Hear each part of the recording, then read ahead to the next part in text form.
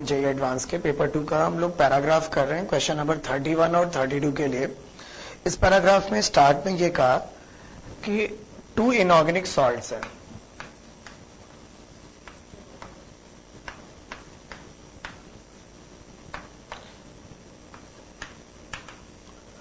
इन salts में add किया गया है डाइल्यूट HCl और डाइल्यूट HCl ऐड करने पर दो चीजें बन रही है, एक P बन रहा है प्रेसिपिटेट और एक Q बन रहा है फिल्ट्रेट। बट ये लैंग्वेज पढ़ने के साथ साथ समझ आ रहा है कि अगर डाइल्यूट HCl के साथ इन दो में से एक सॉल्ट ने प्रेसिपिटेट बनाया तो इसका कैटायन ग्रुप फर्स्ट का होगा।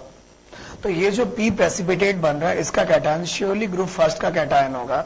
अब इसके आगे एक बात और लिखी है कि ये जो प्रेसिपिटेट P है ये डिसॉल्व हो रहा है इन हॉट वाटर। तो डिसॉल्व इन हॉट वाटर, इससे एक बात तो यहां पर तय होती है कि इसके अंदर का जो कैटायन है वो Pb+2 है।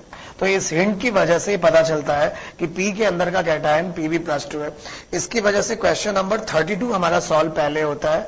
32 का जो ये ए ऑप्शन दिया हुआ है, तो क्वेश्चन 32 का जो ए ऑप्शन दिया है Pb+2, ये हमारा सही होगा।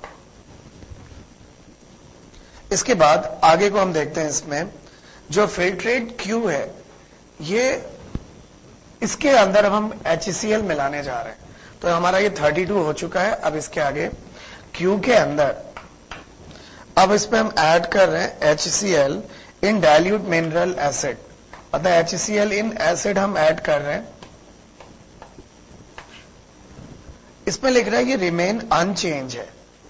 अनचेंज का मतलब इससे एक चीज ये श्योर हो गया कि ये जो Q है इसका कैटायन ग्रुप सेकंड का कैटायन नहीं है। मतलब इसके अंदर ग्रुप फर्स्ट और ग्रुप सेकंड दोनों के कैटायन प्रेजेंट नहीं है। मतलब इससे ये भी हम रिजल्ट निकाल सकते हैं, अब Q के अंदर जो कैटायन प्रेजेंट है वो ग्रुप सेकंड के बाद के नीचे थर्ड फोर्थ किसी का भी कैटायन हो सकता है, बट फर्स्ट और सेकंड का तो कैटायन प्रेजेंट नहीं है। अब इसके आगे लिखा हुआ है इस Q में अगर हम अमोनिकल मीडियम में, अमोनिकल मीडियम मतलब हम इसमें अमोनिया का एक्वा सॉल्यूशन ले सकते हैं, मतलब अमोनियम हाइड्रोक्साइड भी हम इसको बोल सकते हैं। और इसमें H2S मिलाने पर बोल रहा है एक बनेगा R प्रेसिपिटेट।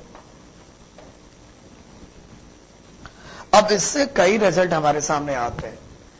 अगर ये ग्रुप थर्ड का कैटायन हुआ तो ये हाइड्रोक्साइड बनाएगा प्रेसिपिटेट, और अगर ये ग्रुप 4 का कैटायन हुआ तो ये सल्फाइड बनाएगा प्रेसिपिटेट।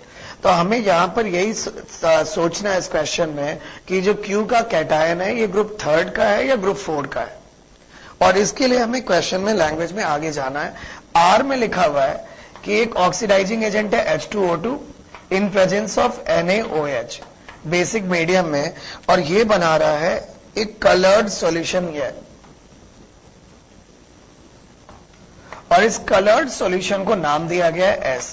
तो इस कलर्ड सॉल्यूशन, इस लैंग्वेज को देखकर और ऑप्शंस को ऑब्जर्व करके ये समझ आता है कि ये Q क्रोमियम ही होना चाहिए।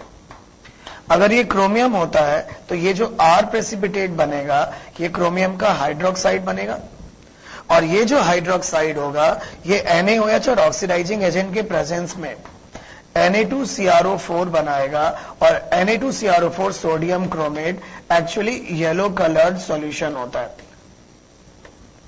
इससे ये फिक्स होता है कि ये जो S सॉल्ट है ये Na2CrO4 है, इनफैक्ट X सॉल्यूशन जो है।